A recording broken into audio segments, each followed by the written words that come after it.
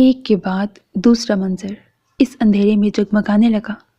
وہ مہربان اجنبی جسے اس نے نظر بھر کے دیکھا بھی نہ تھا، کہیں کوئی دیکھ نہ لے کہ خوف نے اسے نظر اٹھانے کی مہلت ہی نہ دی تھی۔ وہ بس گھر آ گئی تھی۔ تب ترکاری کاٹتی بھابھی نے اسے خشمگی نگاہوں سے گھورتے ہوئے سوال کیا تھا، اتنی دیر؟ اس نے خاموشی کا پہلا سبق 5 سال کی عمر میں سیکھا تھا، جب 5 انگلیوں کے نشان اس کے زرد گال پر پہلی بار ثبت ہوئے تھے۔ آج بھی کبھی کبھی وہ نشان جلنے لگتے تھے۔ وہ خاموشی سے آگے بڑھ گئی، مگر اس کی چال کی لڑکھڑاہٹ نے سارے راز فاش کر دیے۔ بھابھی کی نگاہیں اس کے چہرے سے پھسل کر ایڑھی پر بندھی پٹی اور پھر مردانہ قیمتی چپلوں پر رکی تھی، مگر رکی نہیں، پھر سے اٹھ کر اس کے چہرے پر جمی تھی۔ ارے ماں، یہ کیا ہے؟ اس ایک جملے میں ان گنت سوال تھے۔ شک کے کوڑیالے سانپ اس کے گرد پھنکارنے لگے۔ وہ ساری جان سے لرز گئی۔ شیشہ لگ گیا تھا۔ اچھا، میرا جوتا ٹوٹ گیا تھا۔ نہ جانے کیا بات تھی کہ کوئی خوف اسے جھوٹ بولنا نہ سکھا سکا۔ وہ ہمیشہ ڈر کر سارے سچ اگل دیتی تھی۔ بھابھی کی آنکھوں میں ایک شاطرانہ سی چمک ابھری۔ بہت عرصہ ہوا گھر میں کوئی ہنگامہ نہیں جاگا تھا، اور قدرت نے یہ موقع پلیٹ میں رکھ کر پیش کیا تھا۔ اس قابل نفرین وجود سے ہمیشہ کے لیے نجات حاصل کرنے کا ایک خوبصورت موقع۔ ان کے ذہن نے پل بھر میں اس ڈرامے کے سارے ڈائلاگز ترتیب دیے۔ اوئی ماں، میں مر گئی، یہ پہلا ڈائلاگ تھا جو انہوں نے نین تارا کے کندھے پر 2 ہتڑ مارتے ہوئے بولا تھا۔ پھر وہ لپک کر بھائی کے کمرے میں گھس گئیں۔ پتہ نہیں وہاں کون سا سین لکھا تھا، بس وہ بپھرا ہوا باہر آیا تھا اور اس نے وہی چپل اٹھائی تھی۔ وہ ہکا بکا سی پٹتی رہی، پھر چیخ چیخ کر معافی مانگنے لگی بنا کسی قصور کے۔ بس اسے عادت سی ہو گئی تھی، مار کے خوف سے وہ جرم کی نوعیت جانے بغیر معافی مانگنے لگتی تھی، جو اس کے ناکردہ جرم کو ثابت کرنے کے لیے کافی ہوتی۔ تب بھی وہ بس چیخ چیخ کر کہتی رہی، اب نہیں کروں گی، اب نہیں کروں گی، اب تمہیں کچھ کرنے کے قابل ہی کہاں چھوڑوں گا میں۔ اس نے اسے گھسیٹ کر کمرے میں ردی مال کی طرح پھینک کر دروازہ بند کر دیا تھا، اور اب وہ پھر سے اپنے اللہ سے شکوہ گناہ تھی۔ کیوں تھی وہ؟ کیا اس کا ہونا اتنا ہی اہم تھا؟ اگر تھا تو کس کے لیے؟ اگر وہ نہ ہوتی تو کہاں کمی واقع ہوتی؟ شاید کبھی کہیں بھی نہیں۔ اس نے ایک بار پھر سوچا، اسے مر جانا چاہیے۔ مر جانا اتنا اذیت ناک نہیں ہے جتنا زندہ رہنا۔ اس نے تھک کر گھٹنوں میں چہرہ چھپا لیا۔ شاید اسے وہ ہمت درکار تھی جو اسے کوئی انتہائی قدم اٹھانے پر مجبور کرتے۔ مر جائے گی وہ، مر جانے دو۔ کیسی صفاقی تھی اس کے لہجے میں۔ بطول نے ہنڈیا میں ڈوئی گھمائی، پھر ڈھکن ڈھک کر مکمل طور پر ظہور کی طرف متوجہ ہوئی۔ اپنے سر کیوں لیتے ہو؟ بلاؤ اس کے مامے کو۔ آ جاتا تھا نصیحتوں کے ٹوکرے اٹھائے، یتیم کے سر پر ہاتھ، یہ انجام ہوتا ہے؟ وہ متنفر لہجے میں کہتی ظہور کو کچھ اور متنفر کر رہی تھی۔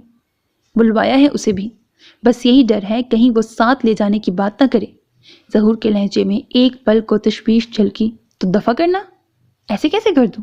5 مرلے کا مکان ہے اس کے نام۔ وہ آج میرے نام کر دے، پھر میری بلا سے جہاں مرضی دفع ہو۔ وہ ایک دم بھڑک کر بولا تھا۔ بطول کی تیوری چڑھ گئی۔ مجھے تو اس بڈھے کی عقل پر حیرت ہے، لے کر پوتی کے نام مکان کر دیا، کل کو بیاہ ہو تو جائیداد تو چلی گئی نا غیروں کے قبضے میں۔ اس کی تو مت ماری گئی تھی، پر میری سمجھ میں نہیں آتا میں کیا کروں۔ ظہور کچھ الجھ کر بولا۔ کرنا کیا ہے؟ کچھ ڈرا دھمکا کر مکان اپنے نام لکھواؤ اور اسے اس کے مامے کے ساتھ رخصت کر دو۔ ہم کہاں اس کی رکھوالی کرتے رہیں؟ نہ جانے کون کون سے گل کھلانے والی ہے، ہم تو یوں بھی بدنام ہیں ستیلے جو ہوئے۔ اپنے نام لکھوا لوں، اور وہ جو نیاز ہے، وہ طنز کے ساتھ گویا ہوا، اسے اپنے ساتھ ملاؤ، ورنہ وہ کچھ بھی نہیں کرے گا، ورنہ وہ کچھ بھی نہیں کرنے دے گا۔ بطول نے مشورہ دیا۔ آدھا بھی مل جائے تو غنیمت ہے۔ بڑی موقع کی جگہ پر ہے وہ مکان، کئی لاکھ کا ہوگا، پھر نیاز پڑھا لکھا ہے، کوئی بہتر رستہ ہی نکالے گا۔ بطول نے مشورہ دیا۔ ظہور کی ڈور تو یوں بھی اس کے ہاتھ میں تھی، جو وہ کہتی آنکھیں بند کر کے عمل کرتا۔ کہتی تو تم ٹھیک ہو۔ ظہور نے پرسوچ انداز میں سر ہلایا۔ بہتر ہے کہ اس کے مامے کے آنے سے پہلے کچھ کر لو، کہیں وہ ساتھ ہی نہ لے کے جائے۔ یوں جانے دیں گے بھلا؟ ظہور نے کہا، پھر اٹھ کر چپل پہننے لگا۔ میں مشورہ کرتا ہوں نیاز سے، تم اسے کچھ کھلا پلا دو، کہیں مرمرا ہی نہ جائے۔ ظہور کے جانے کے بعد بطول کچھ دیر یوں ہی بیٹھی سوچتی رہی۔ چولہے میں آگ بجھ گئی تھی، پھر اس نے سر جھٹک کر دوپٹے کے پلو سے ہنڈیاں نیچے اتاری۔ چنگیر اٹھا کر دیکھا، اس میں دوپہر کی روٹیاں پڑی تھیں۔ بطول نے روٹی پر آلو گاجروں کا سالن ڈالا، پھر چنگیر اٹھا کر کونے والے کمرے کی طرف چل دی۔ کھٹکا اٹھا کر اس نے دروازہ کھولا۔ دیوار کے ساتھ ٹیک لگا کر بیٹھی نین تارا نے گھٹنوں سے سر اٹھا کر اسے دیکھا۔ بطول نے چنگیر اس کے قریب رکھی۔ روٹی کھا لے تارا۔ بطول کے لہجے میں خلاف معمول ہلکی سی نرمی تھی۔ نین تارا کی آنکھوں میں خوف جاگا۔ تم تو مجھے ہی قصوروار سمجھتی ہوگی، میری بھی عقل ماری گئی اس لمحے جو جا کر تمہارے بھائی سے کہہ بیٹھی۔ وہ تو یوں بھی غصے میں پاگل ہو جاتا ہے۔ صبح سے دروازے کے سامنے چرپائی ڈالے بیٹھا تھا، ابھی باہر نکلا تو میں روٹی لے کر آئی ہوں۔ نین تارا یوں ہی چنگیر کو گھورتی رہی۔ وہ کہنا چاہتی تھی کہ بھابھی یہ کہانی اسے سنانا جو تمہیں جانتا نہ ہو، میں نے تو بچپن سے آج تک تمہارا ہر روپ دیکھا ہے۔ مگر وہ لب بستہ روٹی کو گھورتی رہی۔ اسے بے حد بھوک لگی تھی، مگر وہ متذبذب تھی۔ شاید جانتی تھی کہ اس ہمدردی کے معنی کچھ اور ہیں۔ کیا اتنا معلوم نہیں تھا؟ روٹی سے کیسی دشمنی؟ ابھی ظہور آ گیا تو مجھ پر برسے گا، بطول نے پکارا۔ نوالا بنا کر منہ میں رکھنے والا باپ نہیں، کھانے سے ناراضگی پر سو منتیں کر کے کھلانے والی ماں بھی نہیں۔ جسم و جاں کا رشتہ تو قائم رکھنا ہے تارا بی بھی۔ اس نے آہستگی سے ہاتھ بڑھا کر نوالا توڑا۔ بطول قدرے مطمئن ہو گئی۔ سب ٹھیک ہو جائے گا، میں سمجھاؤں گی ظہور کو، بطول نے سر پر ہاتھ رکھ کر تسلی دی۔ نین تارا کا دل چاہا وہ اس کا ہاتھ جھٹک دے، مگر وہ بت بنی بیٹھی رہی۔ بطول باہر نکل گئی۔ دروازہ ایک بار پھر بند ہو گیا تھا۔ سب سے چھپ کر بیٹھ جانے کی خواہش اسے لائبریری کے کونے تک لے گئی تھی، اور اب وہ بے مقصد لکیریں کھینچتا ہوا نہ جانے کن سوچوں کے گرداب میں الجھا تھا۔ کسی سوچ کا چہرہ واضح نہ تھا۔ وہ الجھی سوچوں کے درمیان کبھی بابا سے شکوہ کرنے لگتا، کبھی زارا اور پھپھو کی محبتوں پر غور کرنے لگتا، تو کبھی سیاہ چادر کی اوٹ سے موہنا سا سہما مکڑا جھانکنے لگتا۔ اور پھر وہ لوگ کون ہو سکتے تھے؟ وہ سب کچھ بھول کر پھر سے انہی کے بارے میں سوچنے لگا۔ حقیقت تو یہی تھی کہ پچھلے 2 دنوں میں زین نے اس لڑکی کے بارے میں سوچا بہت تھا۔ وہ اب بھی حیران تھا، بغیر کسی معقول وجہ کے ایک ذرا سی بات کی بنیاد پر وہ لوگ کس طرح غلط فہمی کا شکار ہو گئے تھے۔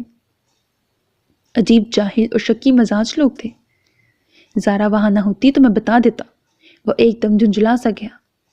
کیا تم نے ہواؤں سے بھی لڑنا شروع کر دیا ہے؟ زین نے چونک کر سر اٹھایا، پھر زارا کو دیکھ کر مسکرا دیا۔ مجھے کس سے لڑنا ہے؟ میں کس سے لڑ سکتا ہوں؟ اس کا لہجہ مایوس سا تھا۔ زارا نے ہلکے سے سرزنش کی۔ یہ مایوسی کس لیے؟ کبھی کبھی مجھے لگتا ہے بابا نے مجھے بہت بزدل بنا دیا ہے۔ میں کبھی کسی سے نہیں لڑ سکتا۔ اس نے پین کو زور سے دبایا، اس کی نب ٹوٹ گئی۔ لڑنا کوئی اچھی بات بھی نہیں۔ جو لڑنا نہیں جانتے وہ ہمیشہ ہار جاتے ہیں، میرے بابا کی طرح۔ اس کے لہجے میں طنز اتر آیا۔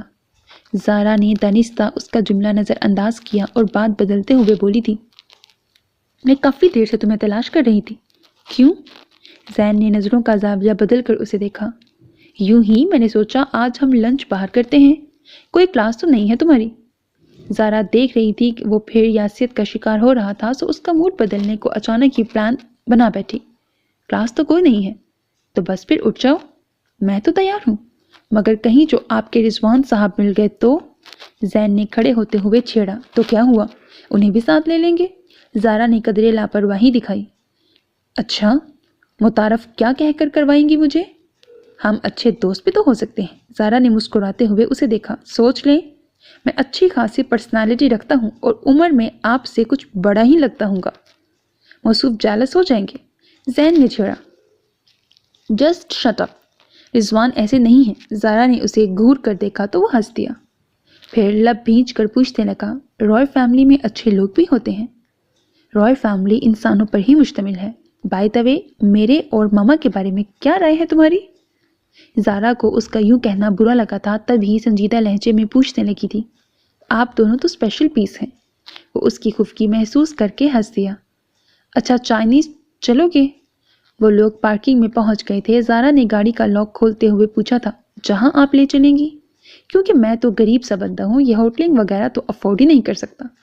وہ کندھے اچکا کر بولا۔ زارا ہنس دی۔ وہ دونوں چائنیز ریسٹورنٹ میں آ گئے۔ کیا لوگے؟ ویٹر نے ان کے سامنے مینیو کارڈ رکھے تھے، کچھ بھی ایسا جو سمجھ میں آ سکے کہ کیا کھا رہے ہیں۔ زین نے ریسٹورنٹ کا جائزہ لیتے ہوئے یوں ہی جواب دیا، حالانکہ وہ اور بابا اکثر چائنیز آیا کرتے تھے۔ زارا نے مسکراتے ہوئے آرڈر دیا۔ زین اب بھی ریسٹورنٹ میں آتے جاتے لوگوں کا معائنہ کر رہا تھا۔ جب زارا نے آہستگی سے پوچھا، وہ لوگ پھر تو نہیں آئے؟ وہ کون؟ زین نے چونک کر پوچھا۔ ایک پل کو اس کے ذہن سے نکل گیا تھا کہ زارا کس کے بارے میں پوچھ رہی ہے۔ پھر ایک دم یاد آنے پر نفی میں گردن ہلاتے ہوئے بولا، نہیں آئے۔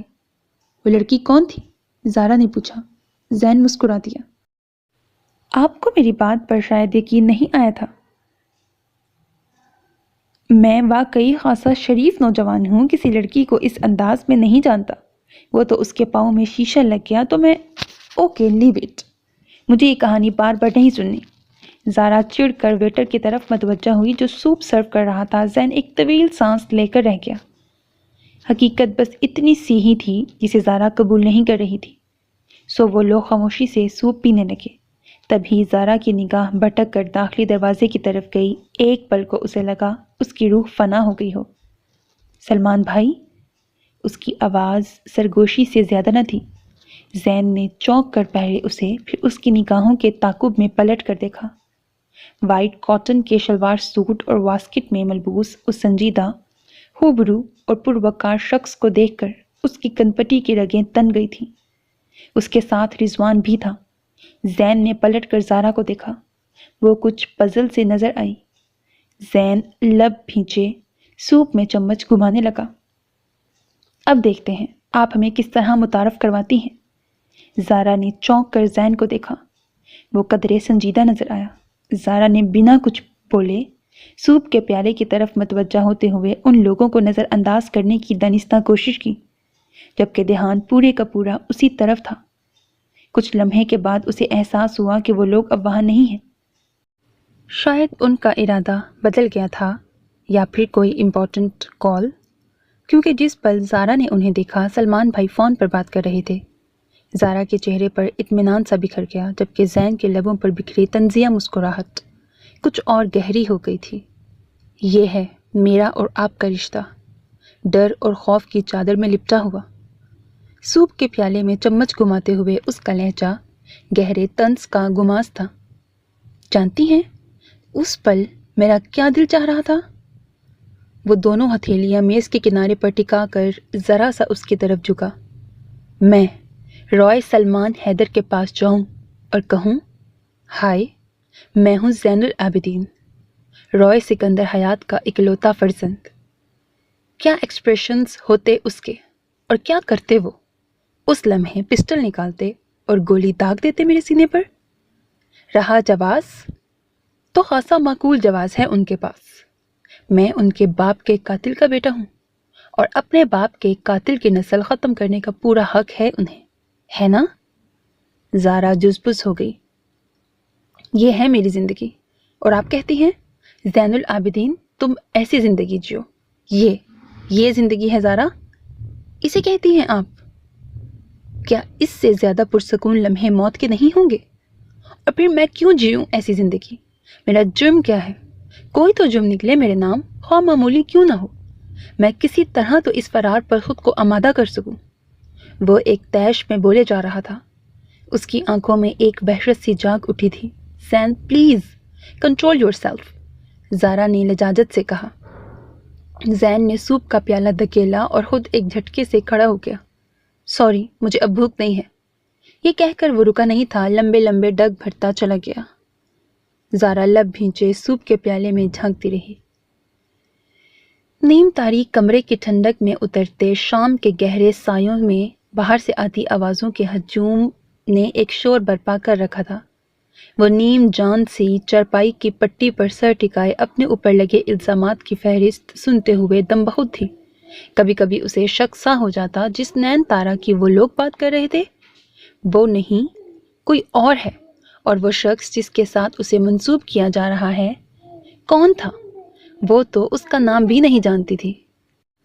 دروازہ کھلا تھا اور نین تارا یہ دروازہ بند کر دینا چاہتی تھی ہمیشہ کے لیے، لیکن وہ یوں ہی پڑی ٹکر ٹکر کھلے دروازے سے باہر جھانکتی رہی، جہاں صحن کا ایک حصہ اس کی نگاہوں کی زد میں تھا، جہاں افسردہ سی شام بکھری ہوئی تھی۔ اس نے پھر سے آوازوں پر کان دھرے، تھی سوتیلی پر میں نے سگی سے بڑھ کر چاہا۔ اچھا؟ وہ عجیب سے انداز میں مسکرائی، اور جس شخص کو وہ یہ کہانی سنائی جا رہی تھی کیا وہ بالکل ہی انجان ہے؟ کسی شریف لڑکی کے یہ لچھن تو نہیں ہوتے کہ یوں جا کر لڑکوں سے ملے؟ میری تو ناک کٹ گئی، محلے والے تو باتیں، اور یہ کیسی زندگی ہے جو میں جی رہی ہوں؟ کیا یہ واقعی جیے جانے کے قابل ہے؟ ایک بار پھر کچھ کھا کر ہمیشہ کے لیے سو رہنے کی خواہش نے بڑی شدت سے اس کے اندر سر اٹھایا تھا، اور یہ لوگ جو اس کے اپنے ہونے کے دعوے دار ہیں کیا اسے جانتے نہیں یا نہ جاننے کا ڈھونگ رچا رہے ہیں؟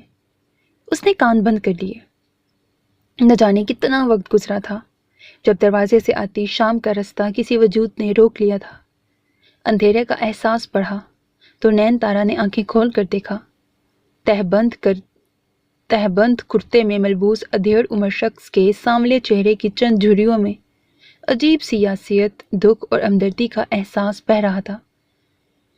وہ نہ گرجا نہ برسا، نہ اسے لان تان کیا، بس خاموشی سے آ کر اس کے قریب بیٹھ گیا۔ ماما؟ نین تارا نے سر اٹھا کر خاموش بیٹھے شخص کو خوف کے عالم میں دیکھا۔ یہ تو نے کیا کیا تارا پتر؟ ہائے، کیسا دل کو چیرتا ہوا لہجہ تھا۔ نین تارا تڑپ اٹھی۔ اس دنیا میں کوئی تو ایسا ہو جو بنا کہے میری بے گناہی پر اعتبار کرے۔ میں نے کچھ بھی نہیں کیا ماما۔ اس کا کمزور اور بے بس لہجہ شاید اس کا دفاع کرنے کے قابل نہ تھا، تبھی ماما نے اگلا سوال کیا تھا، تو تو بڑی صابر دی تھی۔ یہ تھی نین تارا کے دل میں تیر کی طرح لگا تھا۔ کون ہے وہ؟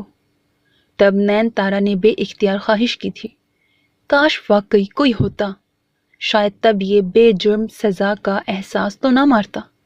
ماما، کیا میں ایسی ہوں؟ اس نے کس بے چارگی سے سوال کیا تھا۔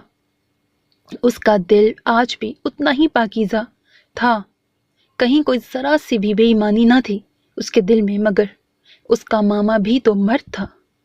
تو کیا یہ سارے جھوٹ بولتے ہیں؟ یہ ان سے پوچھو یا اپنے دل سے، بس مجھ سے کچھ مت پوچھو ماما، کہ میرے پاس تو کہنے کو بھی کچھ نہیں۔ یہ ایک زخم لگ گیا تھا۔ اس نے اپنا پاؤں آگے کیا، بس پٹی باندھی تھی اس نے۔ میری جگہ کوئی بھی ہوتی شاید وہ یوں ہی مدد کرتا، اور میں نے تو پہلے اسے کبھی دیکھا بھی نہیں تھا، بلکہ اس دن بھی نہیں دیکھا تھا۔ میں تو یہ بھی نہیں جانتی اس کا نام کیا ہے، وہ کیا کرتا ہے ماما۔ یہ لوگ مجھے جینے نہیں دیں گے، پتہ نہیں یہ ایسا کیوں کر رہے ہیں۔ اور رونے لگی تھی۔ مجھے اپنے ساتھ لے چلو ماما، مجھے یہاں نہیں رہنا۔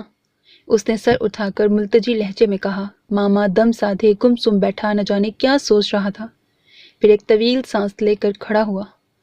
ماما، میں تمہارے ساتھ جاؤں گی، نین تارا نے پھر سے کہا۔ یہی ایک رشتہ تھا، اس کی آس کی امید۔ ماما نے اس بات میں سر ہلایا، پھر باہر نکل گیا۔ سب کی سوالیہ نظریں اس کی طرف اٹھی۔ وہ تھکے تھکے انداز میں چارپائی پر بیٹھ گیا۔ بہت دیر جوتے کی نوک پر نظریں جمائے رکھنے کے بعد مامے مقبول زیر لب بڑبڑایا، وہ ایسی تو نہیں لگتی، ایسی ویسی کے سر پر سینگ نہیں ہوتے، قدم بھٹکتے دیر کتنی لگتی ہے۔ بطول چمک کر بولی، غلط فہمی بھی تو ہو سکتی ہے۔ مامے مقبول نے آہستگی سے کہا، کوئی غلط فہمی نہیں ہے ماما۔ بطول کو اس نے ڈر کے مارے سب کچھ بتایا ہے۔ ظہور بیزاری سے بولا، تو اب کیوں مکر رہی ہے، میسنی ہے، اور پھر کس کا حوصلہ ہوگا کہ خود اپنے کرتوت سب کے سامنے کھولے؟ کبھی چور نے بھی کہا ہے کہ اس نے چوری کی ہے؟ بطول نے بات کہہ کر تائید کے لیے ظہور کی طرف دیکھا۔ میں نے تو اس پر اعتبار کیا، صبح شام نکلتی تھی پڑھائی کے بہانے، کون جانے کہاں جاتی تھی۔ اب میں اپنی دکان دیکھوں یا گھر بیٹھ کر اس کی نگرانی کروں؟ ظہور بھڑک کر بولا تھا۔ تبھی بیرونی دروازے پر ہلکی سی دستک کے بعد نیاز اندر داخل ہوا۔ سلام ماما۔ وعلیکم السلام۔ مامے مقبول نے ذرا سا سر اٹھا کر اسے دیکھا اور پھر سے جوتے کی نوک پر نظریں جما دیں۔ آ گئے ماما؟ چل گیا پتہ اپنی بھانجی کے کرتوتوں کا؟ طنزیہ لہجے میں کہتا وہ اس کے قریب بیٹھا۔ تمہاری بھی تو کچھ لگتی ہے، اس نے آہستگی سے کہا۔ یہی تو مصیبت ہے کہ کچھ لگتی ہے ہماری، ورنہ اب تک ٹکڑے ٹکڑے کر کے دریا میں بہا دیتے۔ نیاز اپنی ہتھیلی پر مکہ رسید کرتے ہوئے گرایا۔ پھر ہم ہوتے بھی کون ہیں؟ ستیلے کا تو نام ہی بدنام ہے، بطول ہاتھ نچا کر بولی۔ پھر تم لوگوں نے سوچا کیا ہے؟ مامے مقبول نے قدرے بیزار لہجے میں پوچھا۔ وہ بار بار کی دہرائی گئی باتوں سے اکتا گیا تھا۔ سوچنا کیا ہے؟ بیاہ کرنا ہے اس کا، کوئی لڑکا دیکھو پنڈ میں۔ ادھر شہر میں رشتے ملنا بہت مشکل کام ہے، اور اب پہلے والی تو بات بھی نہیں رہی۔ بدنام لڑکی کو تو لگتا ہی نہ تھا کہ ظہور اپنی بہن کے متعلق بات کر رہا تھا۔ میرے ساتھ بھیج دو، میں خود ہی کوئی معقول لڑکا دیکھ کر اسے رخصت کر دوں گا، مامے نے آہستگی سے کہا۔ وہ راضی ہوگی تب نا، بطول بڑبڑائی۔ تو چپ رہ، ظہور نے اسے گھرکا، پھر مامے کی طرف متوجہ ہوا۔ تمہارے ساتھ بھیج کر جگ کی باتیں سنیں؟ لوگ تو یہی کہیں گے ستیلی بہن کا بوجھ نہ اٹھا سکے۔ اس نے تو ہمیں کہیں کا نہیں رکھا، پر ہمیں تو دنیا کا منہ رکھنا ہے۔ مرتے ہوئے باپ کی کہیں بات کا لحاظ ہے ورنہ؟ نیاز کچھ زیادہ ہی جذباتی تھا۔ تو اب میں کیا کروں؟ اس کے ساتھ جو سلوک بھی تم لوگوں نے کرنا تھا کر لیا۔ ماما اس وقت خود کو بے حد بے بس محسوس کر رہا تھا۔ وہ جانتا تھا تارا ایسی لڑکی نہیں، مگر وہ ان لوگوں کی بات بھی نہیں ٹال سکتا تھا۔ کرنا کیا ہے؟ بس کوئی لڑکا دیکھو، برادری میں بیٹھے ہو کوئی تو ہوگا۔ برادری میں اب کون رہا ہے؟ مامے مقبول کا ذہن دور دور تک سوچ رہا تھا، مگر ہر طرف مایوسی ہی نظر آ رہی تھی۔ یہ اب ہم کیا جانیں؟ حالات تمہارے سامنے ہیں، تم خود سیانے ہو۔ اس سے پہلے کہ پانی سر سے گزر جائے، کوئی سدے باب کر لو، ورنہ ہمارے پاس تو ایک ہی حل ہے کہ اس بے غیرت کو زندہ زمین میں گاڑ دیں۔ اللہ کے واسطے پتر، اب مزید اس کے ساتھ کچھ مت کرنا، میں کرتا ہوں کچھ۔ اس کی بوڑھی آنکھوں میں نمی اتر آئی۔ مری ہوئی بہن کی ایک ہی نشانی تھی، جلدی کرنا ماما، ہم سے اب اس کی زیادہ نگرانی نہیں ہوتی۔ نیاز کھڑے ہوتے ہوئے بولا۔ بیٹھو نیاز بھائی، میں چائے کا پانی رکھتی ہوں، بس اس چکر میں دھیان ہی نہیں رہا۔ بطول نے جلدی سے جیٹھ کو روکنا چاہا۔ نہیں، اس کی ضرورت نہیں، میں ہوٹل اکیلا چھوڑ آیا تھا۔ اس کا چائے کا چھوٹا سا ہوٹل تھا۔ ماما مقبول بھی اٹھ کھڑا ہوا تو ظہور بول اٹھا۔ تم کہاں ماما؟ روٹی پانی کھا کر جانا۔ اب روٹی کس کے گزرتی ہے پتر؟ ماما نے دل گرفتگی سے کہا۔ بس چلتا ہوں، شام گہری ہونے سے پہلے گاؤں پہنچنا ہے۔ ٹھیک ہے ماما، پر ذرا جلدی آنا، یہ نہ ہو کہ… اس کے بعد ادھوری چھوڑنے پر مامے نے ملتجی انداز میں اسے دیکھا، جیسے کہتا ہو اسے کچھ مت کہنا، پھر خاموشی سے باہر کی سمت بڑھ گیا۔ نین تارا ایک موہوم سی امید کے سہارے بیٹھی تھی کہ شاید ماما اسے ساتھ ہی لے جائے، مگر وہ اس سے ملے بغیر ہی چلا گیا تھا۔ لو بھائی ظہور، کاغذات تو سارے تیار ہیں۔ نیاز صبح ہی صبح وارد ہوا تھا۔ چولہے کے پاس پراٹھا کھاتے ظہور نے چونک کر دیکھا۔ اتنی جلدی؟ کوئی کام مشکل نہیں ہے، بس کچھ پیسے خرچ کرنے پڑتے ہیں۔ وہ پیڑھی کھینچ کر قریب بیٹھا۔ تو اب بس اس کے دستخط چاہیے۔ نیاز نے ہاتھ میں پکڑی فائل پر ہاتھ مارا۔ کر دے گی؟ کیوں نہیں کرے گی؟ نہ کیے تو؟ بطول نے خدشہ ظاہر کیا۔ کیسے نہیں کرے گی؟ ہڈیاں توڑ دوں گا اس کی۔ نیاز بھڑک کر بولا۔ تو بس پھر چلو پہلے دستخط ہی کروا لیں، ہو سکتا ہے آج ماما پھر چکر لگائے۔ اس کے آنے سے پہلے یہ کام ہو جائے تو اچھا ہے۔ ظہور نے چنگیر پرے دھکیلی۔ بطول نے بھی توے سے روٹی اتار کر رومال میں لپیٹی۔ توا اتار کر آٹے والے ہاتھ رگڑتی ان کے پیچھے چلی آئی۔ نین تارا ان تینوں کو ایک ساتھ دیکھ کر سہم سے گئی۔ ظہور نے شاید پھر بھی اس سے کبھی نرم لہجے میں بات کر لی ہو، لیکن نیاز نے جب بھی اس پر ڈالی قہر کی نظر ہی ڈالی تھی۔ اس کے باپ نے نین تارا کی ماں سے دوسری شادی کی تھی۔ اس کی ماں نے اپنی سوکن سے نفرت کی تو بہت کھل کر کی، اور ہمیشہ باشکاف الفاظ میں اس کا اظہار بھی کیا۔ یہ نفرت ظہور اور نیاز کے دلوں میں بھی موزن تھی۔ نین تارا کا نام اس کے باپ نے رکھا تھا، وہ واقعی ان کی آنکھوں کا تارا تھی۔ پھر اس کے دادا تھے جو ہمیشہ اسے اپنے کندھے پر سوار رکھتے۔ اس نے واقعی بہت محبتیں سمیٹی تھیں۔ شاید قدرت اسے ایک ہی بار نوازنا چاہتی تھی کہ اس کے بعد اسے محبت کی بوند بوند کو ترسنا تھا۔ تقدیر نے وہ ساری محبتیں ایک ایک کر کے چھینی تھیں۔ وہ باشعور تھی، تڑپ تڑپ کر روتی اور کسی دوسری محبت کا دامن کس کر پکڑ لیتی، لیکن ایک کے بعد دوسری، پھر تیسری۔ باپ کی وفات کے بعد جب دادا کی گود میں پناہ ملی تو انہوں نے سب کے بدلتے ہوئے رویے دیکھ کر انتہائی بے بسی اور بیچاری کے ساتھ یتیم پوتی کی طرف دیکھا۔ عمر ایک ایک سال کر کے ہاتھوں سے نکلتی جا رہی تھی اور وہ بے بس تھے۔ کوئی ایسا سائبہ نہ تھا کہ وہ مطمئن ہو جاتے۔ موت کے قدموں کی آہٹ تیز ہونے لگی تو وہ کچھ نہ کر سکے، بس ایک مکان اس کے نام لگا گئے۔ ان کا یہی خیال تھا کہ اس کے کرائے سے نین تارا کی تعلیم کے اخراجات اور اسے بیچ کر اس کی شادی کا خرچ نکل آئے گا۔ کم از کم کسی پر بوجھ تو نہ بنے گی وہ، مگر وہ یہ بات نین تارا کو نہ بتا سکے اور وہ ان کے زیر بار آ گئی۔ اسے اپنی چھوٹی سی ضرورت کے لیے گھنٹوں منتیں کرنی پڑتی۔ اس پر خرچ ہونے والی معمولی سی رقم بھی اس پر احسان تھی۔ زندگی بوجھ بن کر رہ گئی تھی۔ پھر شک، ذلت، گالی گلوچ، جس نے نین تارا سے اس کی ذات کا اعتماد بھی چھین لیا تھا۔ یہ کاغذ ہیں، ان پر دستخط کر دو۔ نیاز نے کاغذات اس کی سمت بڑھائے۔ نین تارا نے بے حد حیرت سے ان کاغذات کو دیکھا، پھر ان سب کی طرف۔ یوں آنکھیں نکال نکال کر کیا دیکھ رہی ہو؟ دستخط کرو، وہ گرایا، ساتھ ہی قلم کھول کر اس کی سمت بڑھایا تھا۔ یہ کیا ہے؟ نین تارا نے خوف زدہ سا ہو کر انہیں دیکھا۔ سوال مت کرو، جو کہا ہے بس وہ کرو۔ ظہور دھاڑا تھا۔ وہ اب بھی متذبذب اور خوف زدہ سی کبھی قلم کو دیکھ رہی تھی، کبھی کاغذ کو۔ ان چہروں کی سمت دیکھنے کی ہمت ہی نہ تھی جو حد درجہ بیگانگی کی چادر اوڑھے اسے دہشت زدہ کر رہے تھے۔ کر دے، کر دے، کیوں اپنی شامت کو آواز دے رہی ہے؟ بطول نے کہا تو اس نے بمشکل پلکیں اٹھا کر اپنا سوال دہرایا تھا۔ یہ کیا ہے بھابھی؟ جواباً نیاز کا بھرپور تھپڑ اس کے گال پر لگا۔ وہ توازن برقرار نہ رکھ سکی، ایک طرف الٹ گئی۔ نیاز نے اسے گردن سے دبوچ کر سیدھا کیا۔ نکاح نامہ ہے، تیرے اس یار کے ساتھ نکاح کروانے لگے ہیں۔ نین تارا نے ایک اذیت کے ساتھ آنکھیں بند کر لی۔ دستخط کر دے سیدھی طرح سے، ورنہ گردن توڑ دوں گا۔ نیاز نے ایک جھٹکے سے گردن چھوڑی۔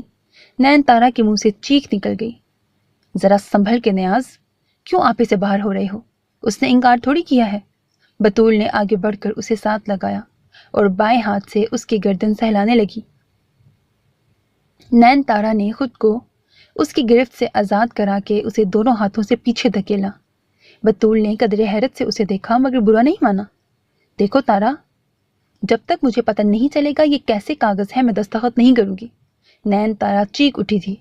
نیاز اور ظہور نے اچھمبے کے ساتھ ایک دوسرے کو دیکھا۔ وہ سوچ بھی نہ سکتے تھے کہ وہ یوں انکار کر سکتی ہے۔ تارا، تو کیا کرے گی اس مکان کا؟ یہ تیرے بھائی ہیں، کوئی غیر تو نہیں؟ مکان؟ نین تارا چونک اٹھی۔ وہ مکان تو دادا نے میرے نام کیا تھا۔ تمہیں کس نے بتایا؟ اب چونکنے کی باری ان کی تھی۔ وہ تو بطول کو گھور رہے تھے کہ اس نے کیوں بتایا کہ تارا کے نام کوئی مکان بھی ہے۔ یہ ضرور اس کے مامے کی کارستانی ہوگی، اسی لیے اتنا اچھل رہی ہے۔ بطول نے زہر خون لہجے میں کہا، تم لوگ کچھ بھی کہو، میں ان پر سائن نہیں کروں گی۔ وہ مکان دادا نے میرے نام کیا ہے۔ پتہ نہیں ڈر پوک سی نین تارا کے اندر اتنا غصہ کہاں سے آ گیا تھا کہ وہ ہر خوف سے بے نیاز ہو کر کہہ گئی، نہیں کرے گی دستخط؟ نیاز کی آنکھوں میں خون اتر آیا۔ نہیں کروں گی، نہیں کروں گی۔ اس نے ہذیانی انداز میں چیختے ہوئے کاغذات جھپٹے، 2 ٹکڑے کر دیے۔ ہاں، تو اپنے اس یار کے نام کرے گی؟ نیاز وحشیوں کی طرح پل پڑا اور ایک بار پھر اس کا ہاتھ روکنے والا کوئی نہ تھا۔ آسمان پر تیرتے گلے ولے سرمئی بادلوں نے موسم کے تیور اچانک ہی بدلے تھے۔ ہلکی سی خوشگواریت نے ٹھنڈک کا روپ دھار لیا۔ درختوں کے سبز پیراہن کے رنگ دھندلانے لگے اور ان میں ہلکی سی زردی جھلکنے لگی۔ قریب ہی کہیں خزاں زردہ موسموں کی آہٹیں سنائی دینے لگی تھی۔ زارا نے بالوں کو برش کر کے کلپ کیا، پھر شولڈر بیگ اٹھا کر باہر نکل آئی۔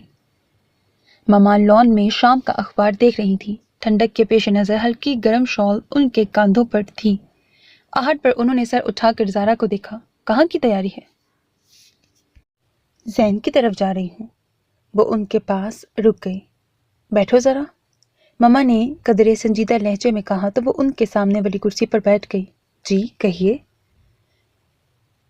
ماما نے اخبار طے کر کے ٹیبل پر رکھا، پھر کچھ سوچتے ہوئے پوچھنے لگی، زین کے ساتھ کوئی پرابلم ہے؟ کیسی پرابلم؟ زارا نے چونک کر انہیں دیکھا۔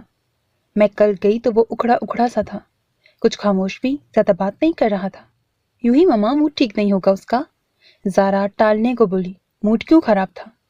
وہ اتنی پریشانی سے بولی کہ زارا بے اختیار مسکرا دی۔ مما، آپ اسے بچوں کی طرح ٹریٹ مت کریں، وہ اب جوان ہو گیا ہے اور اس کی اپنی ایک پرسنل لائف ہے، ضروری تو نہیں کہ وہ ہم سے ہر بات شیئر کرے۔ تو مجھ سے پوچھنا تو صحیح، کیا پرابلم ہے؟ آپ نے نہیں پوچھا؟ بہت بہت پوچھا، مگر وہ کچھ بتانے پر آمادہ ہی نہ تھا، بس کہنے لگا کہ پھپھو آپ کو وہم ہو گیا ہے۔ آپ کو کچھ نہیں بتایا تو مجھے کہاں بتائے گا؟ پھر بھی تم پوچھنا تو۔ وہ بضد تھی۔ پوچھ لوں گی۔ زارا کھڑی ہوئی، پھر مسکراتے ہوئے پوچھنے لگی، بائی دا وے مما، یہ آپ نے اتنی پرواہ کبھی میری تو نہیں کی؟ مما نے اسے گھور کر دیکھا۔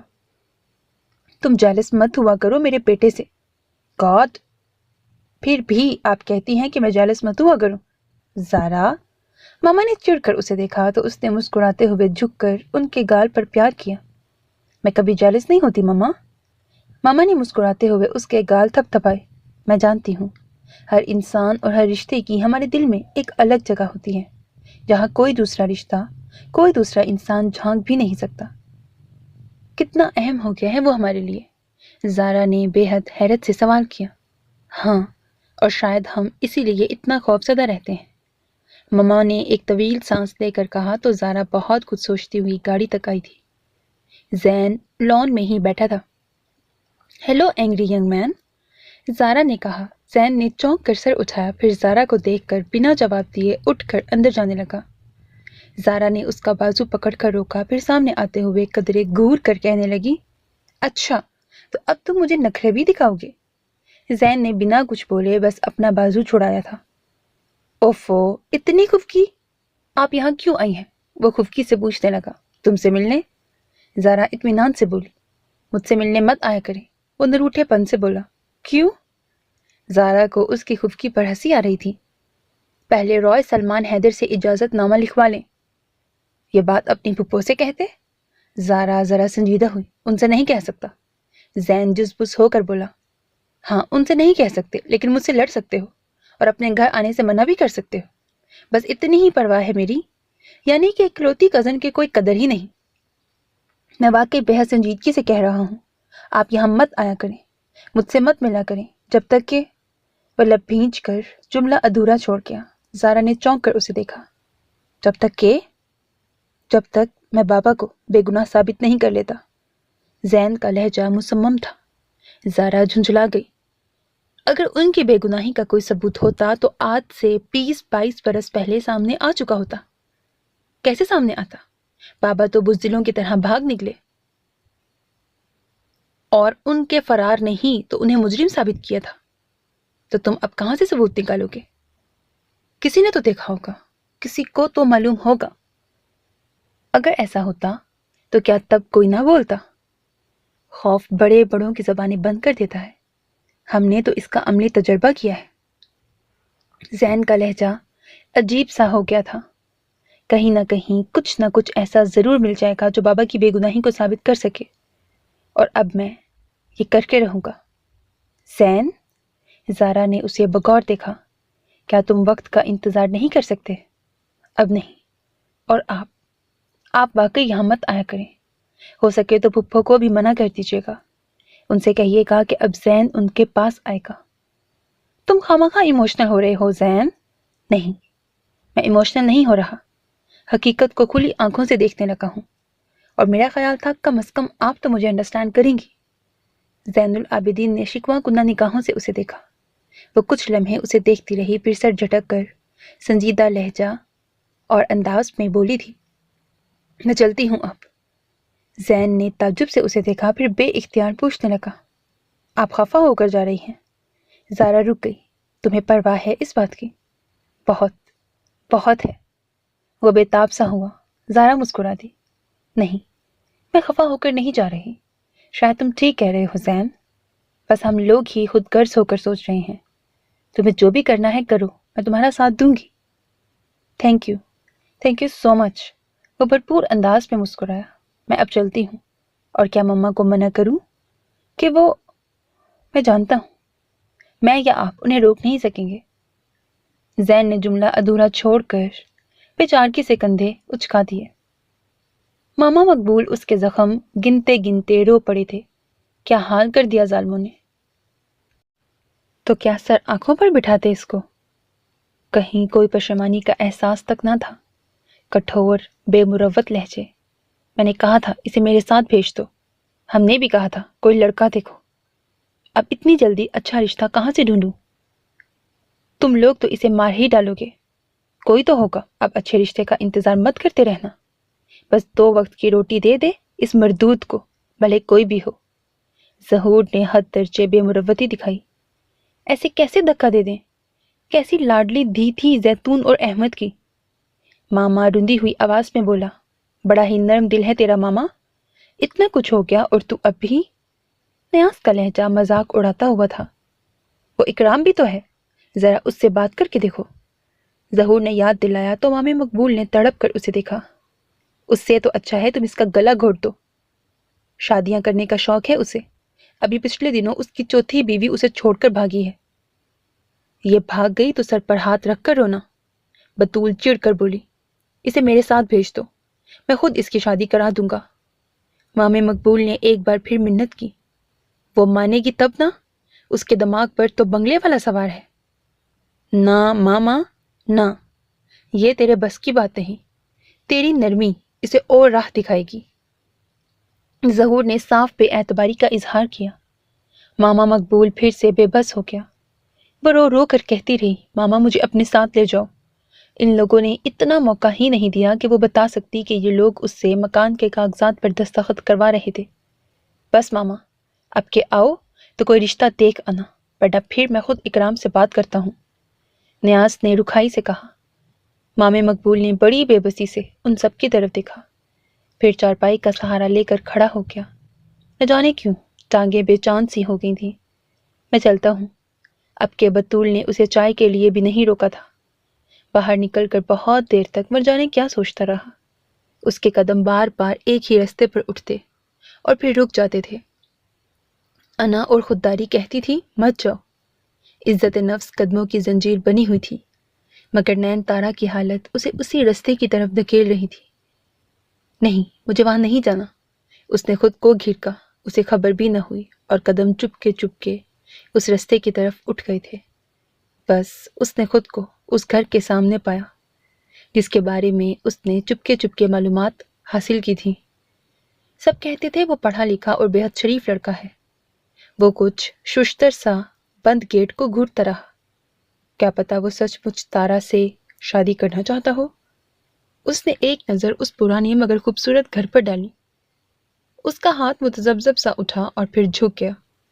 کچھ لمحے سوچنے کے بعد اس نے مایوسی سے سر ہلایا اور پلٹ جانا چاہا، مگر نین تارا کی سسکیوں کی صدا نے اس کے قدموں کو زنجیر کر دیا۔ اس کے بوڑھے ہاتھ نے بے اختیار بیل پر انگلی رکھی تھی۔ دور کہیں بیل گونجی اور یہ آواز اس کے دل پر ہتھوڑے کی طرح لگی تھی۔ اس کی عزت نفس، انا اور خودداری پر بڑی کاری ضرب لگی تھی۔ گیٹ کھلا تو وہ سر نہ اٹھا سکا۔ جی بابا جی؟ سلیم نے پوچھا تو اس نے ذرا سا نظریں اٹھا کر اسے دیکھا۔ وہ ملازم نما لڑکا ہاتھ میں جھاڑن پکڑے منتظر سوالیہ نظروں سے اسے دیکھ رہا تھا۔ تمہارا صاحب ہے؟ اس نے آہستگی سے پوچھا۔ جی بھائی جان ہیں، اندر آ جائیں۔ سلیم نے سر تاپا اس کا جائزہ لیا اور رستہ چھوڑ دیا۔ وہ اس کے پیچھے چل پڑا۔ بھائی جان یہ آپ سے ملنے آئے ہیں، سلیم نے کہا۔ وہ بک ریک میں کتابوں کو ترتیب دے رہا تھا۔ زین نے پلٹ کر دیکھا، پھر کھڑا ہو گیا۔ شکل و صورت اور وضع و قطع سے دیہاتی نظر آنے والا یہ شخص اس کے لیے بالکل اجنبی تھا۔ مامے مقبول نے ایک نظر بغور سامنے کھڑے 23-24 سالہ خوبرو اور خوش شکل نوجوان کو دیکھا۔ مامے مقبول نے ساری زندگی ایک چھوٹے سے گاؤں میں گزاری تھی، مگر وہ انسانوں کی پہچان رکھتا تھا۔ اسے لگا یہ نوجوان کبھی کسی کو دھوکہ نہیں دے سکتا۔ جی بابا۔ اور مامے مقبول کو یاد آیا کہ وہ یہاں کس لیے آیا ہے، تو پیشانی پر پسینے کے قطرے جھلملانے لگے۔ اس نے صافے سے پسینہ صاف کیا۔ اس کے ایک ایک انداز سے الجھن، پریشانی اور تذبذب کا اظہار ہو رہا تھا۔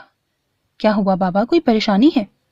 وہ اسے جانتا نہ تھا، مگر کس قدر اپنائیت بھرا لہجہ تھا۔ ماما مقبول سسک اٹھا۔ میں اس بدنصیب کا ماما ہوں۔ زین نے الجھ کر اسے دیکھا۔ کس کی بات کر رہے ہیں؟ نین تارا۔ ظالموں نے بڑا برا سلوک کیا ہے اس کے ساتھ۔ مجھے پتا ہے تم دونوں کوئی کھیل نہیں کھیل رہے، وہ کبھی تم سے ملنے یہاں نہیں آئی۔ سب کہتے ہیں تم ایک شریف باپ کا خون ہو، سب تمہارے کردار کی تعریف ہی کرتے ہیں۔ زین ایک طویل سانس لے کر رہ گیا۔ وہ غصے میں لال پیلے ہوتے دو جاہل مرد، اور یہ آنسو آنسو روتا بوڑھا۔ کہانی نہ جانے کیا رخ بدل رہی تھی، اور وہ زبردستی ہی اس کہانی کا ایک اہم کردار بن گیا تھا۔ زین نے ایک طویل سانس لے کر سامنے کھڑے شخص کو دیکھا۔ وہ اس لڑکی پر گزری مصیبتوں اور مظالم کا ذکر کر رہا تھا۔ زین دم بخود تھا کہ کون لوگ تھے، ایک ذرا سی بات کی بنیاد پر یہ کیا ظلم ڈھا رہے تھے۔ اس کا نرم دل اس مظلوم لڑکی کے لیے گداز ہونے لگا۔ بابا، جو کچھ وہ کہہ رہے ہیں جھوٹ ہے۔ ہاں، مامے مقبول نے نظر اٹھا کر اسے دیکھا۔ لیکن وہ لڑکی، وہ تو ماری گئی نا؟ زین کے دل کو ایک تعصب نے گھیر لیا۔ اسے پہلی بار کسی کی مدد کرنے پر افسوس ہونے لگا۔ شاید وہ اس لیے اتنی ڈری سہمی اور خوف زدہ سی لگتی تھی۔ اب میں کیا کر سکتا ہوں اس کے لیے؟ زین نے قدرے افسوس سے سر ہلاتے ہوئے پوچھا۔ تم، مامے مقبول نے تذبذب کے عالم میں اسے دیکھا، پھر اپنی ساری بکھری قوتوں کو جمع کیا۔ اگر تم واقعی اس کو پسند کرتے ہو تو اس سے شادی کر لو۔ جی؟ زین بھونچکا کر رہ گیا۔ وہ مر جائے گی۔ ماما مقبول سسک اٹھا۔ کیا کہہ رہے ہیں آپ؟ وہ بمشکل خود کو سنبھال پایا، لیکن نہیں۔ وہ اب بھی حیرت میں گھرا سامنے کھڑے شخص کو یوں دیکھ رہا تھا جیسے اس کی سماعتیں سننے میں دھوکہ کھا رہی ہوں۔ وہ اس کو مار ڈالیں گے۔ اس کی لرزتی آواز میں التجا تھی۔ یہ کیسے ہو سکتا ہے؟ بڑی مشکل میں ہے پتر، اللہ کے واسطے اس کی مدد کرو، اس سے شادی کر لو۔ وہ پھوٹ پھوٹ کر رونے لگا تھا۔ دیکھیں بابا، میں یا اللہ۔ وہ ایک دم گھوم کر بک ریک پر اپنے ہاتھ جما کر سنبھلنے کی کوشش کرنے لگا۔ یہ سب اس کے لیے بہت غیر متوقع تھا۔ اس کے عقب میں ماما مقبول اب بھی خاموش نہیں ہوا تھا۔ اس کی سسکتی بلکتی آواز زین کے دماغ پر ہتھوڑے کی طرح برس رہی تھی۔ اس کا دل چاہا وہ اس بوڑھے کو اٹھا کر باہر پھینک دے، مگر وہ بڑے ضبط سے پلٹا اور دونوں ہاتھ اٹھا کر اسی متحمل لہجے میں بولا، دیکھیں بابا، آپ سب لوگ بلا وجہ بات کا بتنگڑ بنا رہے ہیں۔ میرا اور اس لڑکی کا نہ تو کوئی ایسا تعلق تھا، نہ ہے، اور نہ آئندہ ہوگا۔ آپ خدا کے لیے بات کو سمجھنے کی کوشش کریں۔ وہ مشکل میں تھی، میں نے اس کی ذرا سی مدد کر دی۔ اس کی جگہ کوئی بوڑھی اماں، کوئی بزرگ، کوئی بچی، بھکاری، کوئی بھی ہوتا، میں یہی کرتا۔ مدد کرنا گناہ نہیں ہے، خدا کے لیے آپ لوگ اسے جرم مت بنائیں۔ اس پر یہ مصیبت تمہاری وجہ سے ٹوٹی ہے۔ وہ اب بھی بضد تھا۔ میں نے مان لیا، میں ہاتھ جوڑ کر معافی مانگ لوں گا، اس سے بھی اور اس کے بھائیوں سے بھی۔ تائب ہو جاؤں گا، آئندہ کسی کی بھی مدد کرنے کے خیال سے۔ کچھ بھی نہیں لے گی تمہارا، یہیں کسی کونے میں پڑی رہے گی، بھلے 2 وقت کی روٹی بھی نہ دینا، بس اپنا نام دے دو۔ نہ جانے کون سی امید تھی جو مامے مقبول کو پسپا ہونے ہی نہ دیتی تھی۔ For God's sake! زین ایک دم مشتعل ہو گیا۔ یہ کیا ڈرامہ کر رہے ہیں آپ لوگ مل کر؟ کیا میں جس کی مدد کروں اسی کے ساتھ شادی رچانا شروع کر دوں؟ کچھ تو خدا کا خوف کریں، کچھ تو سوچیں یہ بات کرنے سے پہلے۔ آپ مجھے جانتے نہیں، میں کون ہوں، کیسا ہوں، میری عادات اور کردار کیا ہے، اور مجھ سے اگر کہہ رہے ہیں کہ میں اس لڑکی سے شادی کر لوں، اور مجھ سے آ کر کہہ رہے ہیں کہ میں اس لڑکی سے شادی کر لوں، آپ پلیز چلے جائیں یہاں سے، کوئی اور دیکھیں، میں اس سلسلے میں آپ کی کوئی مدد نہیں کر سکتا۔ اس کے یوں چیخ اٹھنے پر ماما مقبول ایک دم خاموش ہو کر اسے دیکھنے لگا تھا۔ زین کا چہرہ سرخ ہو رہا تھا، نچلا لب دانتوں میں چباتے ہوئے وہ بے حد مضطرب نظر آ رہا تھا۔ مامے مقبول کی ڈبڈبائی ملتجی نگاہیں اسے کچھ اور ڈسٹرب کر رہی تھیں۔ وہ کچھ لمحے خاموشی سے اسے دیکھتا رہا، پھر پلٹ گیا۔ اس نے اپنے بہتے آنسو صاف کرنے کی کوشش بھی نہ کی تھی، اور اپنے تمام تر غصے کے باوجود اس کی آخری نگاہ زین کے اندر گڑ گئی۔ وہ کچھ لمحے یوں ہی کھڑا لب کاٹتا نہ جانے کیا سوچتا رہا، پھر بے اختیار باہر کی طرف بھاگا۔ مامے مقبول کو اس نے گیٹ کے پاس روکا تھا۔ دیکھیں بابا، میں کسی کا دل نہیں دکھانا چاہتا۔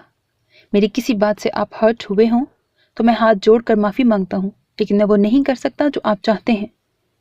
مامے مقبول نے خاموشی سے اس کی بات سنی، پھر چھوٹا دروازہ دھکیل کر باہر نکل گیا۔ کیا ہوا بھائی جان؟ سلیم نے قریب آ کر حیرت سے پوچھا۔ کچھ نہیں، وہ سر جھٹک کر ڈسٹرب سا اپنے کمرے میں چلا گیا۔ ماما مقبول بہت دیر تک اپنے سامنے پھیلے دریا کے چوڑے پاٹ کو دیکھتا رہا۔ کنارے کی پھیلی گھاس کے ساتھ وہ سیدھا اور ویرانی سی کشتی رکی تھی، جس میں بوڑھا ملا چہرے پر کپڑا ڈالے اونگ رہا تھا۔ سورج کی کرنیں درختوں سے چھن چھن کے دریا کے مٹیالے پانیوں میں رنگ گھول رہی تھیں۔ ہوا دھیرے دھیرے درختوں کے پتوں سے سرگوشیاں کر رہی تھی۔ ماما مقبول نے صافے سے اپنی جلتی آنکھیں رگڑی۔ ہوا کی سرگوشی ایک واضح آواز میں ڈھل گئی تھی۔ پتہ نہیں بیٹی کیا چیز ہوتی ہے مقبول، نیاز بھی ہے اور ظہور بھی، پر جب وہ مجھے ابا کہتی ہے تو مجھے لگتا ہے میرا دل بھر گیا ہے۔ کیسا کرم کیا رب نے، میرے گھر میں رحمت اتار دی۔ پتہ نہیں کون لوگ ہیں جو بیٹیوں کو دھتکارتے ہیں، انہیں بہت سمجھتے ہیں۔ محبت کا دریا بہتا ہے اس آواز میں۔ پرایا دھن ہوتی ہیں احمد۔ مقبول نے اپنی آواز سنی۔ ہاں تو ڈھونڈوں گا نا میں اس کے لیے کوئی شہزادہ۔ سدا سکھ کا جھولا جھولے گی میری تارا۔ آہ دیکھ احمد، کیسا سکھ کا جھولا جھولی ہے تیری نین تارا۔ ٹپ ٹپ کئی آنسو اس کے ہاتھ کی پشت پر گرے۔ مامے مقبول کو لگا یہ آنسو اس کے نہیں احمد کے ہیں۔ تب ہی ایک اور آواز الفاظ کا روپ دھار کر اس کی سماعتوں پر آ گری۔ دیکھ تو بڑھا مقبول، میری نینو کیسا پاؤں پاؤں چلنا سیکھ رہی ہے۔ 1 2 3 ماں صدقے ماں واری، بلا گرنے دے گی اپنی دی رانی کو۔ او پگلے، کتنی بار سمجھایا ہے نہ کیا کر اتنا پیار، بیٹیوں سے اتنا پیار نہیں کرتے۔ نہ بھرا ایسے تو مت بولو۔ سب کہتے تھے زیتون بانجھ ہے، اس نے تو میرا بھرم رکھ لیا۔ میرے قدموں تلے جنت آ گئی اس کے آنے سے۔ میری تو آنکھوں کا تارا ہے، میرے دل کی ٹھنڈک۔ اور اس سے اگلی آواز مامے مقبول کے دل کو مسلتی چلی گئی۔ میری نینوں کا خیال رکھنا مقبول۔ میں نے کبھی اس سے سخت آواز میں بات بھی نہیں کی۔ بڑی ملوک سی دھی ہے میری، اسے کبھی کوئی تکلیف نہ پہنچے۔ خدا کے بعد بس ایک تیرا آسرا ہے۔ اللہ سونے، تیرے بھید تو ہی جانے۔ ایک آہ اس کے لبوں پر ٹوٹ کر بکھری، آنکھیں پھر سے سابن رونے لگی تھی۔ تیری قسمت میں یہی خواری لکھی تھی نین تارا، کاش تو مر جاتی، کاش تو بھی زیتون اور احمد کے ساتھ ہی مر جاتی۔ وہ گھٹنوں کے بل ریت پر گر کر پھوٹ پھوٹ کر رونے لگا۔ ہمارے بعد کیا گزری عزیزو، سناؤ شہر کیسا رہ گیا ہے۔ ان تینوں کے اندر قدم رکھتے ہی افتخار نے بے اختیار شعر پڑھا۔ عظمیٰ نے ایک دم سے سر اٹھا کر اسے دیکھا اور پھر سے انجان بن کر فائل کرسی پر رکھنے لگی۔ افتخار کے لبوں پر مبہم مسکان کچھ اور گہری ہوئی۔ ایک بازو کرسی پر پھیلائے وہ قدرے ریلیکس انداز میں بیٹھا تھا۔ اس کے ساتھ بیٹھا آصف جھنجھلا گیا۔ سارے شہر کا حال تو تمہیں سنا چکے، اب مزید کیا سننا باقی ہے؟ کہ ایک ہفتے میں لاہور نہیں رہا، سوئٹزرلینڈ ہو گیا ہے۔ افتخار نے جواب نہیں دیا، یوں ہی مسکراتا رہا۔ خدا کا شکر ہے افتخار بھائی، تم لوٹے تو۔ اس ایک ہفتے میں ڈپارٹمنٹ میں کوئی رونق نہیں تھی۔ انم اپنے بے ساختہ انداز میں بولی۔ اچھا؟ افتخار کی آنکھوں میں چمک کچھ اور بڑھ گئی تھی۔ اچھا بھلا سکون تھا، عظمیٰ چڑ کر بڑبڑائی تھی۔ عظمیٰ بی بی کیا فرما رہی ہیں؟ اپنے کان میں انگلی چلاتے ہوئے وہ سیدھا ہو بیٹھا، جیسے عظمیٰ کی بات دہرانے کا منتظر ہو۔ کچھ نہیں کہہ رہی، تم سناؤ، کب واپس آئی ملتان سے؟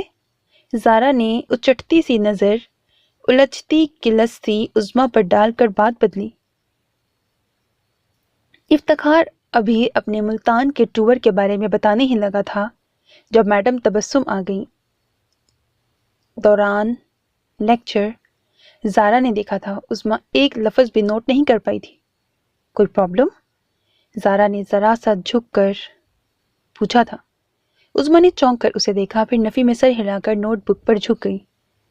جیسے ہی میڈم باہر نکلی وہ بھی بیگ اٹھا کر باہر نکل گئی۔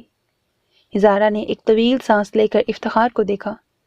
اس نے حسب معمول عظمیٰ کے جانے کو ایک سرسری نگاہ سے دیکھا تھا، پھر آصف کی طرف متوجہ ہوا جو اس سے کسی پنجابی نظم کی فرمائش کر رہا تھا۔ ہاں تو سنو۔ وہ فوراً شروع ہو گیا۔ زارا سر جھٹک کر باہر نکل آئی۔ انم پہلے ہی جا چکی تھی۔ اب کوریڈور میں نہ جانے کس بات پر عظمیٰ سے جھگڑ رہی تھی۔ زارا تیز تیز قدموں سے ان کے قریب آئی۔ کیا ہو گیا ہے تمہیں؟ زارا نے اسے آہستگی سے ٹوکا۔ پاس سے گزرتی شہلا بھی رک گئی تھی۔ خیریت؟ انم بہت غصے میں لگ رہی ہے، یوں ہی ہمیں نخرے دکھا رہی ہے۔ عظمیٰ مسکرائی۔ زارا کو اس کی مسکراہٹ خود ساختہ لگی۔ شہلا کو آصف نے آواز دے لی تو وہ اس کی طرف چلی گئی۔ اچھا، مجھے لائبریری جانا ہے، تم لوگ چل رہی ہو؟ عظمیٰ نے اپنا بیگ کھنگالتے ہوئے پوچھا تو انم تاؤ کھا کر زارا کی طرف پلٹی۔ پہلے اس سے پوچھو کہ یہ کس سے بھاگ رہی ہے۔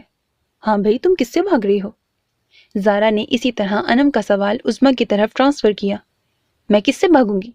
عظمیٰ نے قدرے حیرت سے زارا کو دیکھا۔ جواباً وہ کندھے اچکا کر بولی تھی، مجھے کیا پتا، انم پوچھ رہی ہے۔ انم تو بے وقوف ہے، خواہ ایموشنل ہو رہی ہے۔ اور تم بہت خوش ہو؟ انم نے چبھتے ہوئے لہجے میں پوچھا۔ کیا مجھے خوش نہیں ہونا چاہیے؟ ایک ٹھیک کام ٹھیک پر ہونے جا رہا ہے۔ عظمیٰ کا لہجہ مطمئن سا تھا۔ ہاں، تمہاری انا سر بلند رہے بس۔ لیکن ایک بات یاد رکھنا عظمیٰ بی بی، تم ساری عمر ترسو گی۔ جو لوگ اس بے دردی سے محبت کو ٹھکراتے ہیں، محبت انہیں کبھی معاف نہیں کرتی۔ انم بد دعا تو مت دو۔ عظمیٰ کا لہجہ عجیب سا تھا۔ انم ایک دم چپ ہو گئی، پھر گویا تھک کر پوچھنے لگی، کیوں کر رہی ہو عظمیٰ اس طرح؟ اور عظمیٰ کی نگاہیں بے حد خاموشی سے اپنی ہاتھ کی لکیروں سے الجھنے لگی۔ وہ اب بھی تمہاری قسمت بن سکتا ہے، تم کوئی اشارہ تو دو۔ انم نے اس کے دونوں ہاتھ تھام کر آہستگی سے کہا۔ عظمیٰ نے نظروں کا زاویہ بدل کر اسے دیکھا، پھر آہستگی سے ہاتھ چھڑا لیے۔ تم سے کس نے کہا میں اسے اپنی قسمت بنانا چاہتی ہوں؟ انم بری طرح چڑ گئی۔ ہاں، تم کسی سے بھی شادی کر سکتی ہو، بس افتخار کھوکر سے نہیں۔ یہ کہہ کر وہ رکی نہیں تھی، کھٹ کھٹ کرتی چلی گئی۔ عظمیٰ نے گھبرا کر ادھر ادھر دیکھا، مگر کوئی ان کی طرف متوجہ نہیں تھا۔ زارا ایک طویل سانس لے کر اس کے سامنے آئی۔ اب مجھے بھی کچھ بتاؤ گی؟ کیا بتاؤں؟ خود تو منگنی کروانے پر تلی ہے اور میرا ایک پرپوزل اس سے ہضم نہیں ہو رہا۔ اب تم ہی بتاؤ، ہمارے جیسے سفید پوش گھرانوں میں تو یوں بھی پرپوزل، بلکہ اچھے پرپوزل کھال کھال ہی آتے ہیں۔ امی ابو کا خیال ہے کہ رشتہ ٹھیک ٹھاک ہے، انہیں ہاں کر دینی چاہیے، تو میں کیسے انکار کر دوں؟ وہ نظریں چرائے بظاہر نارمل سے لہجے میں کہہ رہی تھی۔ زارا نے حیرت سے کہا، عظمیٰ اب تم بھی زارا کی طرح مجھے ہی سمجھاؤ گی؟ وہ جھنجھلا گئی۔ نہیں، تم خود سمجھدار ہو، زیادہ بہتر جانتی ہو کہ کیا فیصلہ کرنا ہے۔ بس اتنا کہوں گی، کیا یہ بہتر نہیں کہ ہم اپنی زندگی ایسے شخص کے ساتھ بسر کریں جو ہم سے محبت کرتا ہو؟ اس سے زیادہ بہتر ہے کہ ہم سر اٹھا کر جئیں، کہیں کوئی پچھتاوا، کہیں کوئی کمی نہ ہو۔ عظمیٰ کا لہجہ مضبوط تھا۔ سر اٹھا کر تو تم جی لو گی، مگر ذرا غور کرنا، کیا واقعی کوئی پچھتاوا، کہیں کوئی کمی نہ ہوگی؟ زارا کے سوال پر اس نے نظریں چرا کر بس اتنا کہا تھا، آؤ لائبریری چلتے ہیں، اور زارا نے مزید کچھ بھی کہنے کا ارادہ ملتوی کر کے اس کے ساتھ قدم بڑھا دیے تھے۔ لائبریری میں زین بیٹھا تھا۔ زارا نے دانستہ نظر انداز کیا۔ وہ زین کو تھوڑا وقت دینا چاہتی تھی تاکہ جو کچھ اس نے کل زارا سے کہا تھا اس پر غور کر سکے۔ عظمیٰ نے کچھ کتابیں ایشو کروانی تھیں، سو وہ کتابیں لے کر واپس آ گئیں۔ اپنی ہی سوچوں میں گم زین نے اسے دیکھا ہی نہ تھا۔ بطول کے پاس کوئی ہمسائی بیٹھی تھی۔ صحن میں بلب کی زرد تیز روشنی پھیلی تھی، چولہے میں آگ جل رہی تھی۔ وہ دونوں ہاتھ پھیلائے آگ سیکنے میں مصروف تھی۔ پاس ہی مونگ پھلی کے چھلکوں کی چھوٹی سی ڈھیری لگی تھی۔ ماما مقبول گھر میں داخل ہوا تو بطول کی تیوری چڑھ گئی۔ لو ماما، تم ابھی تک یہیں پھر رہے ہو؟ ماما مقبول خاموشی سے کونے میں لگے نلکے کی طرف بڑھ گیا۔ ٹھنڈے پانی کی دھار نکلی تو وہ جلتی آنکھوں پر ٹھنڈے پانی کے چھینٹے ڈالنے لگا۔ تم گاؤں نہیں گئے ماما؟ بطول نے پوچھا۔ نہیں۔ مامے نے ذرا سا ہاتھ روک کر مختصراً کہا اور پھر سے منہ دھونے لگا۔ تب ہی ہمسائی بطول کی طرف جھک کر رازداری سے پوچھنے لگی، اس کو پتہ ہے؟ سب پتہ ہے۔ بطول نے اس کا ہاتھ دبایا اور پھر سے مامے مقبول کی طرف متوجہ ہوئی۔ پنڈ کیوں نہیں گئے ماما؟ کام تھا۔ مامے مقبول نے کمرے کے بند دروازے کو دیکھا۔ کون سا کام ماما؟ بطول کو نہ جانے کون سی خود بدھ لگی تھی۔ مامی مقبول نے پلٹ کر دیکھا تو جلدی سے بولی، میرا مطلب تھا گاؤں نہیں جانا تھا تو ذرا جلدی گھر آ جاتے، اب تو روٹی بھی ختم ہو گئی۔ روٹی کھا آیا ہوں، اس نے یوں ہی کہہ دیا۔ چند قدم آگے بڑھائے، پھر رک کر پوچھنے لگا، ظہور کہاں گیا ہے؟ بیٹھا ہوگا کہیں منہ چھپائے۔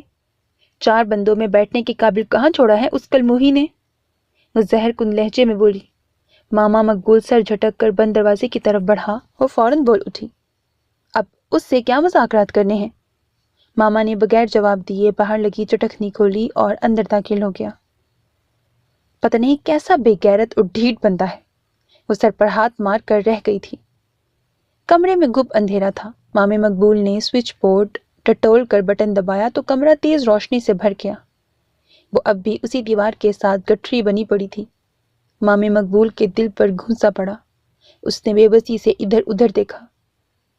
کونے میں چارپائی پر لحاف پڑا تھا۔ وہ مرے مرے قدموں سے چارپائی تک آیا اور لحاف اٹھا کر اس پر ڈال دیا۔ اس کے بے جان سے وجود میں کوئی جنبش نہ ہوئی۔ وہ اس کے قریب بیٹھ کر دونوں ہاتھوں میں چہرہ تھام کر اس کے گال تھپ تھپاتے ہوئے دھیرے دھیرے پکارنے لگا، تارا، تارا پتر۔ اس کی گھنی پلکیں آپس میں جڑی تھیں، چہرے پر زردی تھی۔ بطول دروازے میں آ کھڑی ہوئی۔ ماما مقبول نے پلٹ کر دیکھا، پھر چڑ کر بولا تھا، کیا ہے؟ سو جاؤ جا کر، میں ہوں اس کے پاس، کہیں بھاگی نہیں جا رہی؟ میں تو دیکھنے آئی تھی کہ… مامے مقبول نے اب کہ یوں دیکھا جیسے کہتا ہو دفع ہو جاؤ یہاں سے۔ بڑبڑاتی ہوئی چلی گئی۔ مامے مقبول نے تارا کی ساکت پلکوں کو دیکھا اور ڈر گیا۔ تارا، تارا پتر، آنکھیں تو کھول۔ اس نے تارا کو جھنجھوڑ کر رکھ دیا۔